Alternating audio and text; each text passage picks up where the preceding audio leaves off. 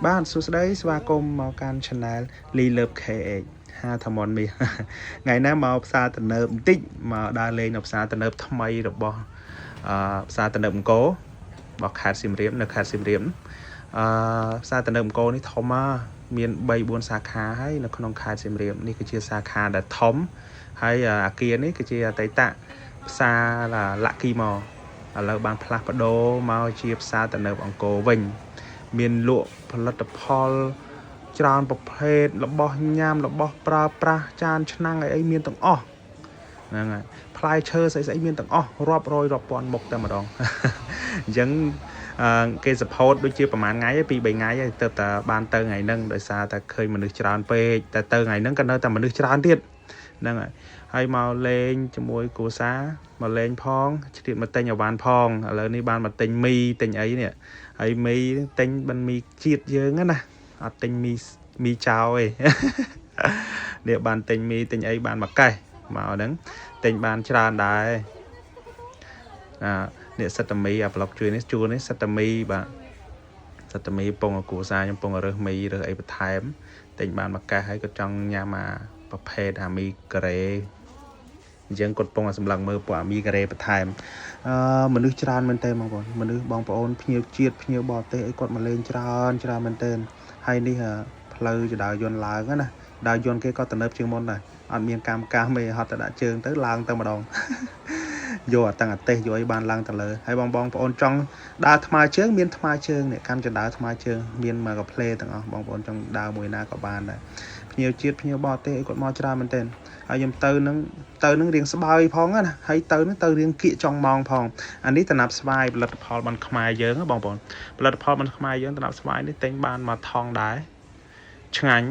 ហើយតម្លៃសមរម្យយើងគ្រប់គ្រងផលិតផលខ្មែរយើងទាំងអស់គ្នាបងប្អូនមានតំណាប់ស្វាយមានក្របស្វាយចន្ទីមានច្រើនបងប្អូនអានេះខ្ញុំថតពីលើនេះថតពីលើហ្នឹងច្រើនណាហ្នឹងចង់ម៉ោងហើយអ្នកឡើងក៏ឡើងអ្នកចុះក៏ចុះ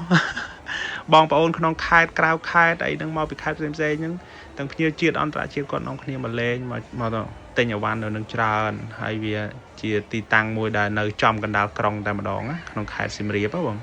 បងប្អូនបាទនេះខ្ញុំថតទិដ្ឋភាពពីលើមកបាទនិយាយទៅអាគារនេះស្រស់ស្អាតមែនទែនគេកែច្នៃថ្មីហើយនេះពងថតវីដេអូនេះនេះគ្រឿងទេសបានខ្មែរយើងបងប្អូនមានល្មៀតមានខ្ជាយកិនខ្ញីកិនអាមេរិកអីហ្នឹងមានច្រើនអានេះផលិតផលខ្មែរយើងនាំគ្នាជួយគ្រប់គ្រងផលិតផលខ្មែរទាំងអស់គ្នាបងប្អូនតាមដែលអាចធ្វើទៅបានព្យាយាមប្រើយូរនឹងសមហើយផលិតផលខ្មែរខ្ញុំសឹងរាល់ថ្ងៃនេះប្រើសឹងគ្រប់មុខហើយនេះគឺជាកាហ្វេបានខ្មែរយើងបងប្អូនខ្មែរយើងដែលគាត់ធ្វើនេះរោងចក្រកាហ្វេនេះខ្ញុំបានទិញមកថងដែរយកមកសាកញ៉ាំឆ្ងាញ់បាទឆ្ងាញ់នេះជាមួយខ្ញុំកាន់លើហើយថងពណ៌ខ្មៅនេះអែមឈ្ងុយជាតិអូខ្ញុំចង់និយាយថាឲ្យលេខខ្ពស់ជាងរបស់ចោលទៀតណាបងប្អូនឆ្ងាញ់ជាងរបស់ចោលយើងទៀតអានេះប្រភេទគ្រីមដាក់ក្នុងកាហ្វេបងប្អូនមិនខ្មែរយើងក៏ធ្វើបានច្រើនម្ដងតិចបងប្អូនតិចទៀតនឹងកាន់តែច្រើនទៀតហើយឥឡូវនេះពងដើរទៅមុខទៀតហើយ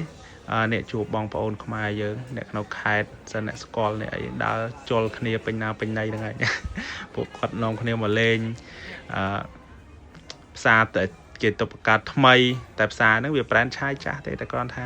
មកទីតាំងថ្មីធំជាងមុនហើយដាក់អាវ៉ាន់នេះច្រើនជាងមុនអញ្ចឹងទៅវាសបាយភ្នែកបងប្អូនអត់តលុយទិញទេខ្ញុំតែអត់តលុយទិញនៅតែទ្រាំអត់បានចុងក្រោយអស់ 30-40 រៀលដែរអានេះគ្រឿងក្រៀម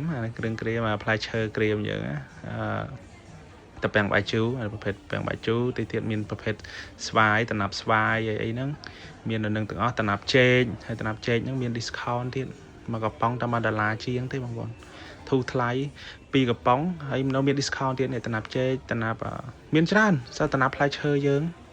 មានច្រើននេះគ្រូសាយកំពុងរើសទិញបាន2កំប៉ុងដែរយកមកទុកញ៉ាំបាទនេះកំពុងរើស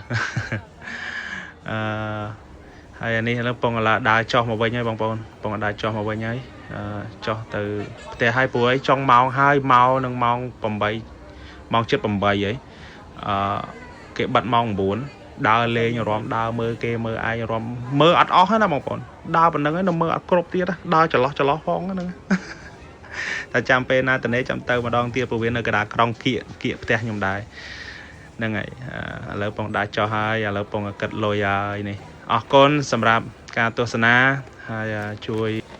បងប្អូនជួយ Subscribe និងជួយ Like មួយផងអរគុណ